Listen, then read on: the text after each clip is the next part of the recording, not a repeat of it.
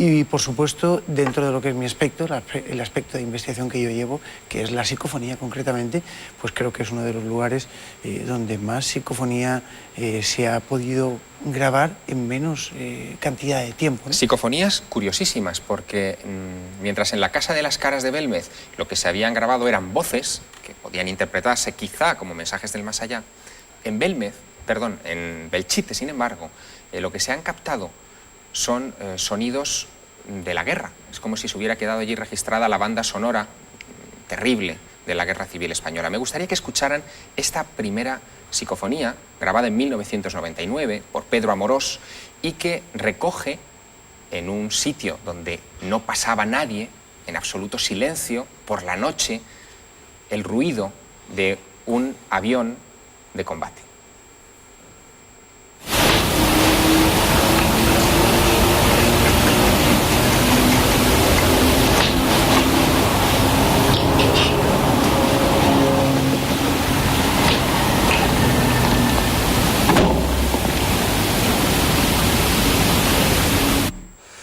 Pedro, impresionante. Yo me quedé helado y debo decir, estaban los compañeros de la SEIP allí y bueno, yo me quedé helado, pero no por nada, sino porque me rompió otra vez las teorías y mis hipótesis, ¿no? Porque yo pienso que las psicofonías son pues interactivas, ¿no? Que tú puedes incluso hacer un cuestionario y te pueden responder coherentemente a preguntas, pero este tipo de grabaciones que se producen allí, bueno, creo que se saltan un poco esos patrones y yo empecé a indagar sobre una hipótesis concretamente de manifestación de este tipo de grabaciones, ¿no? Tanto las de Carlos como las que... Es que eso iba. Si esto hubiera sido un fenómeno único, bueno, podríamos meterlo dentro del anecdotario, pero hace 18 años, bastante tiempo antes que Pedro Amorós captara este sonido que ustedes acaban de escuchar, otra persona, Carlos Bogdanich, fue con un equipo de radio a ese lugar, pasó una noche toledana, luego hablaremos también de Toledo, pasando frío y miedo, y también grabasteis algo. Cuéntanos cómo fue esa noche. Sí, lo extraño, nos tenemos que transportar en el tiempo, porque en aquella época no teníamos o no contábamos con los medios tecnológicos que hoy existen. Sí llevábamos equipos buenos, por lo menos a los que eran en aquella época, porque pertenecíamos a Radio Heraldo, era la radio en aquel entonces del Heraldo de Aragón, y teníamos unos medios técnicos muy buenos, ¿no? Entonces, nosotros comenzamos la grabación a las 12 de la noche en Belchite, la luna nueva de octubre del año 86. Llegamos ahí, montamos todas las cosas, que ahora viendo yo las imágenes, las preciosas imágenes que habéis montado, Javier, me estaba entrando un acongoje tremendo, porque realmente las imágenes son muy emotivas, pero cuando has estado por ahí te remueve todo por dentro, ¿no? Entonces comenzamos la grabación, hicimos 4 horas y media de grabación. De esas 4 horas y media, inmediatamente a las 6 de la madrugada nos fuimos a los laboratorios de Radio Heraldo para empezar a escuchar todas las grabaciones. 1 hora y media primera no salía absolutamente nada, estábamos nosotros cansadísimos de toda la noche de estar ahí y claro, escuchando lo típico de las psicofonías para poder vislumbrar o escuchar alguna cosa, pues llegaba un momento que a las 7 o 8 de la mañana estábamos ya que nos caíamos y de repente, en una de esas cintas de grabación, se escucha una explosión que a los dos, a Ricardo Martínez, en aquel entonces técnico de sonido de Radio Heraldo, y a mí, nos sobresaltó. Y a partir de ahí fue 1 hora y media de sonidos, de metralla, de fuego, de avión, de bombas. Bueno, lo que se condensó en esa psicofonía y que a nosotros en principio nos dejó alucinados y que luego corroboramos con militares de aviación para reconocer que el motor era de pistón, el avión que pasaba. Vamos a escuchar esa primera psicofonía de un sonido de avión. Recuerden que es una grabación hecha en 1986, hace 18 años, bastantes años antes que en 1999 cuando la grabó Pedro Amorós. Pero es el mismo fenómeno.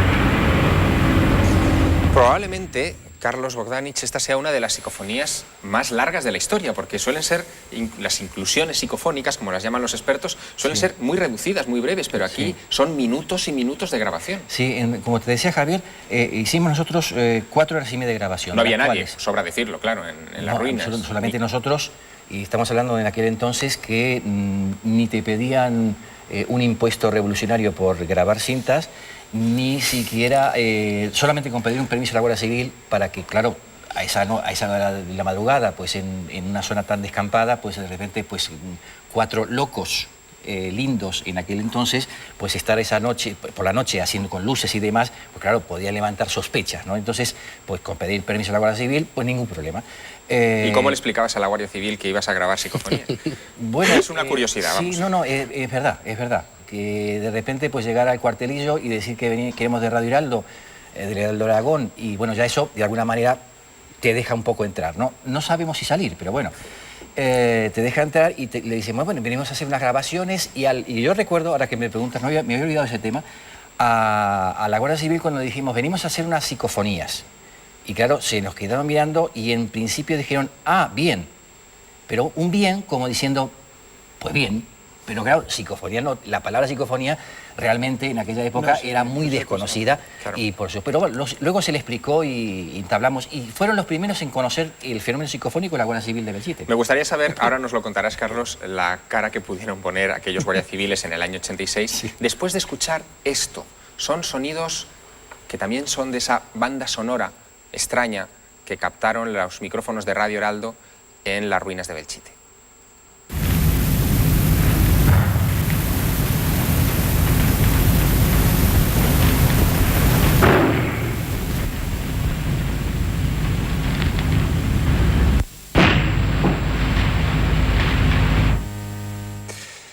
Bueno, impresionante. Las bombas de las películas no suenan así, pero quienes han escuchado las bombas de verdad sí que han reconocido este sonido.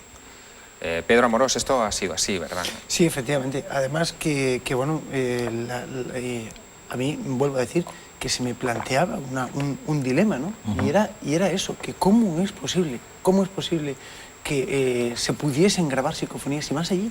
Es que es un sitio muy curioso porque te retrotrae un poco a ese momento, ¿no?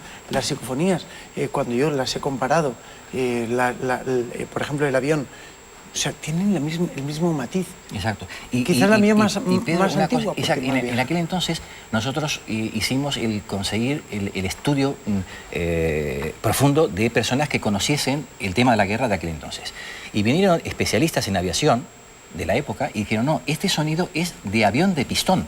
Es decir, no es un sonido de un avión comercial, no, avión de pistón, que eran los aviones que había en esa época. Sí, no son los de la base de Zaragoza del año 86. Que además están a muchos kilómetros de ahí, que no pasan por ahí. Hay otro sonido que quiero que escuchen de esa banda sonora de la guerra grabada en Belchite, de esa banda paranormal.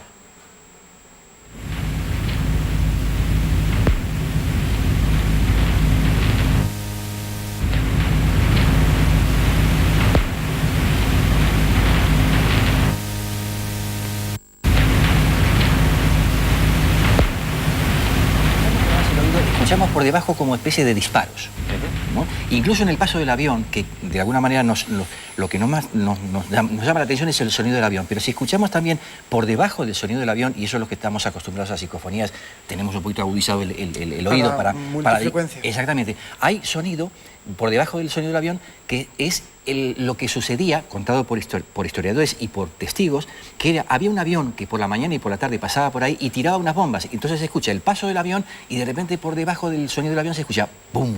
Permitidme, Carlos y Pedro, que os presente a otro invitado más que ha acudido a esta mesa de trabajo.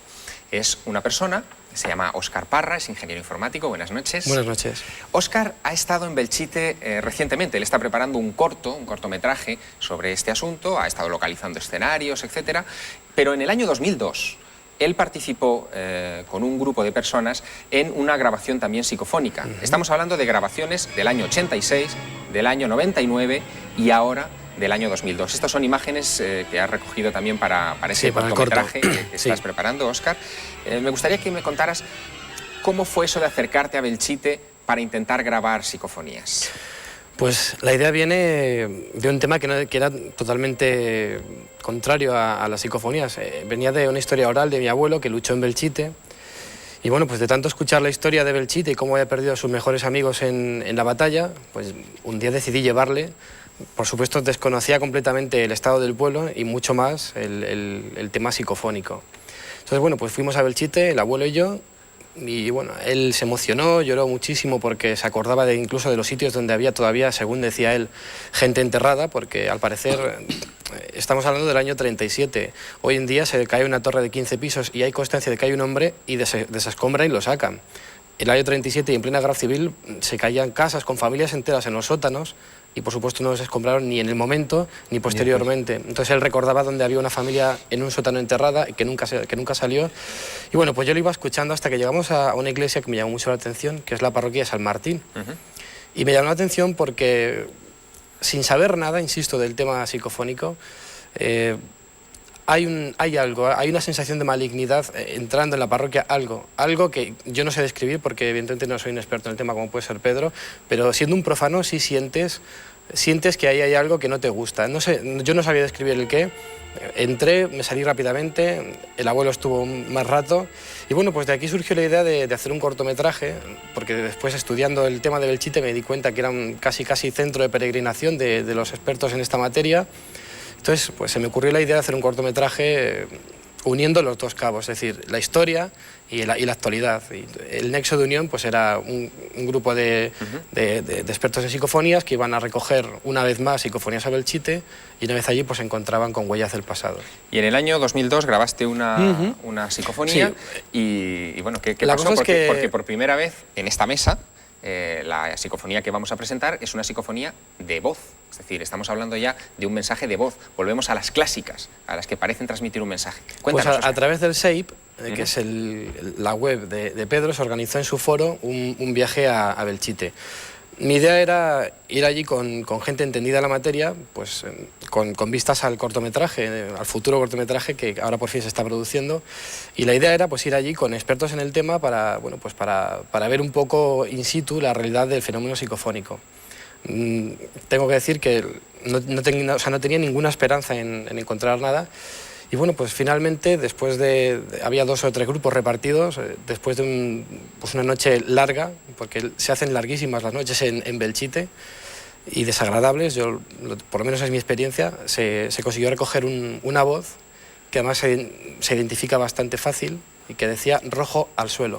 Vamos a escucharla. Parece un niño. Creo que lo mejor es que ustedes sean quienes juzguen.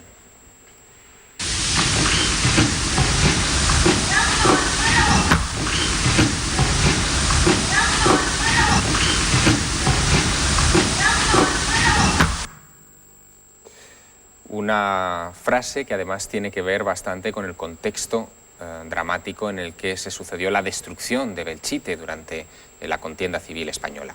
Hay otros lugares, también en la geografía nacional, que sufrieron mucho durante la guerra civil. Uno de esos lugares, una de esas ciudades muy próxima a Madrid, es la ciudad de Toledo, y uno de los espacios emblemáticos fue el Alcázar. Junto al Alcázar de Toledo hay una casa extraña donde se han grabado también esas inclusiones psicofónicas, esos sonidos extraños. Hemos invitado a nuestra mesa de trabajo a Fernando Ruiz de la Puerta. Él es experto en todo lo que tiene que ver con el Toledo mágico y heterodoxo, escritor y autor de 2 importantes libros, La Cueva de Hércules y El Palacio Encantado de Toledo, y La España Encantada. Fernando Ruiz de la Puerta, buenas noches. Buenas noches. Sitúanos en el contexto. Tú vas a grabar o a hacer una investigación en una casa cerca del Alcázar y allí te encuentras con algo extraordinario. Bueno, previamente ya teníamos noticia de la casa, porque con motivo de un congreso que se realizó en Toledo, conocí un matrimonio joven, era de 30 y tantos años, ella era médico y él era funcionario, que cuando llegan a vivir a Toledo alquilan esa casa. Esa casa es aproximadamente cuando alquila el año 86 o por ahí.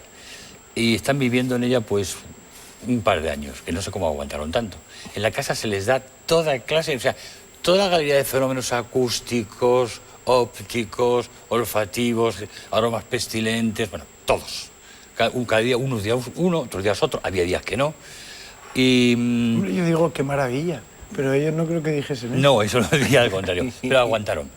Y hasta que ya al final de todo, pues vamos, 2 años prácticamente viviendo experiencias muy peculiares. Y un día tienen él, con el que está solo, tiene una experiencia muy fuerte y deciden abandonar la casa. Entonces nos cuentan todas las historias, tenemos todo el capítulo de las cosas que han pasado De las allí, anomalías y acudís a investigar. Y no acudimos a investigar porque la casa se cierra, está con un candado. Ese fue un caso más que tenemos archivado de los 50 casos de casas encantadas actuales que tenemos en Toledo. Todo para eso es especial. No sé lo que pasa allí. Pero casos incluso de visitantes de dormitorio tengo 10 actuales, de gente que lo está viviendo en primera persona, ¿no? Mujeres. Bueno, hay muchos casos. El caso es que un día teníamos una tertulia en una cafetería, todos los sábados, un grupo de amigos. Y camino de la tertulia, pues pasamos por la casa y la puerta estaba rota. Entonces decidimos entrar. Pero antes de entrar, se fue un compañero, Juan Ramón, se marchó a su casa por un cassette, normal y corriente, una cinta pequeñita, normal y corriente, virgen, por supuesto, y nos fuimos a la tertulia. La tertulia, los 9 personas que estábamos en la tertulia, nos fuimos a la casa, pero no entramos. Rodeamos la casa todos para hacer un acta notarial de los ruidos posibles que podía haber a lo largo. Entró con Ana, una compañera, entró allí, pusieron la cinta a grabar y salieron. A la media hora solamente hay 3 ruidos que se registran, que son 2 motos que pasan y unas campanas de San Andrés que están sonando. Y nosotros soy testigos alrededor de toda la casa, no hay ningún tipo de ruido nada más, éramos 9 personas rodeando la casa. Cuando entran estos 2, se dan cuenta, que la cinta no había terminado, debía quedar 1 minuto o quizás tenía un poco más de metraje. Y entonces cuando escuchemos la psicofonía se van a oír los pasos, a ellos se les va a ir a hablar. O sea, vuestros pasos, Entran, digamos, yendo sí, a por la grabadora. Entran solamente Juan Ramón y Ana. Los pasos se oye, no sé cuánto, a lo mejor hay aquí un ratón, no sé qué, me va a morder cuando coja tal. Y en ese momento se dispara el fenómeno y se mezcla las palabras de ellos que están hablando y diciendo cosas con un coro de gritos de mujeres que vais a escuchar lo que se dice. Y luego explicaré, cuando lo escuchemos, explicaré lo que hemos investigado y a qué se debe precisamente esos gritos. Un coro de mujeres gritando algo como cerdos, monstruos, asesinos, fascistas. Escuchémoslo.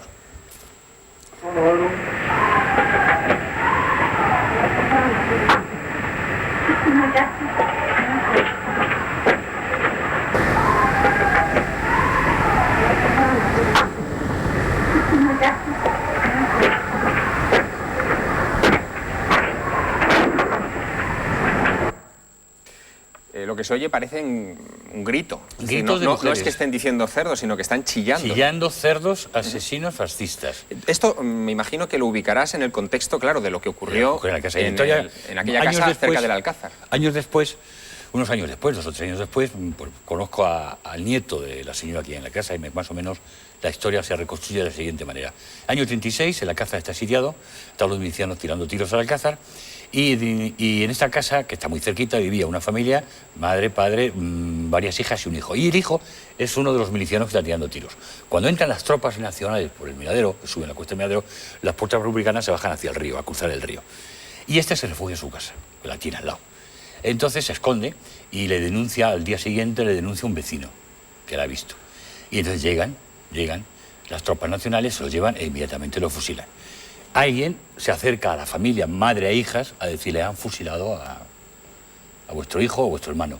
¿Cómo reaccionan las madres y las hermanas? Con desesperación. Con lo que se oye, gritando, Bueno, cerdos, asesinos, fascistas. si es un fragmento de historia congelada de alguna manera en el lugar y captado por las grabadoras, quizás sea todavía pronto para decirlo. La tecnología está progresando mucho y confiemos en que nos vaya a dar la respuesta a este enigma. Un enigma que nos obliga a retroceder otra vez a Belchite, cerca de Zaragoza, y a seguir escuchando algunas de esas voces, porque también se grabaron voces en Belchite en el año 1999, cuando fue Pedro Amorós con su equipo a investigar el lugar. Pedro, lo que vamos a escuchar son una serie de voces extraordinarias que tú grabaste en aquel lugar. La primera es una voz imperante que dice cállate. Cállate. Escuchémoslo.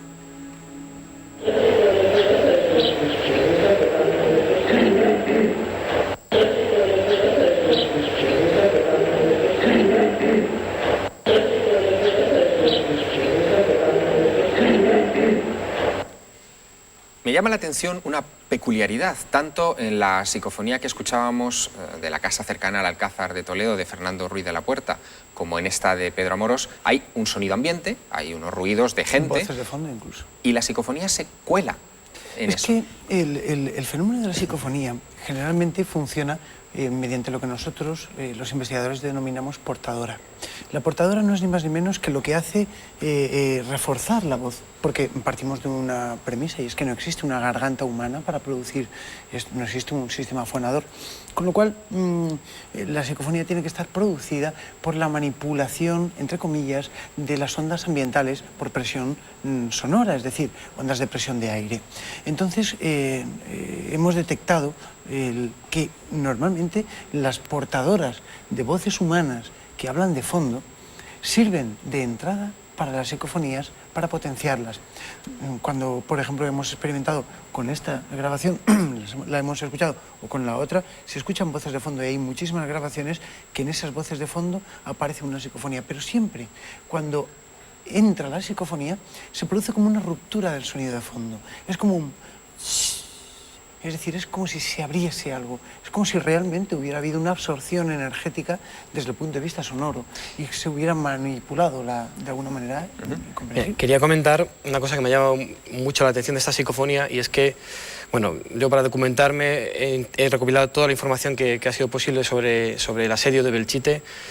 Y digo, me llama la atención porque los 2 últimos días de asedio, las tropas republicanas ya estaban dentro del pueblo, que la lucha fue casa por casa.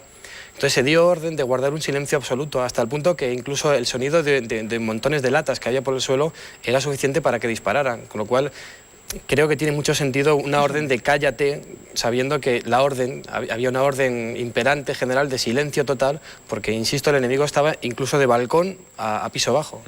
La siguiente palabra también tiene mucho sentido en el contexto en el que estamos hablando. Dice muerte.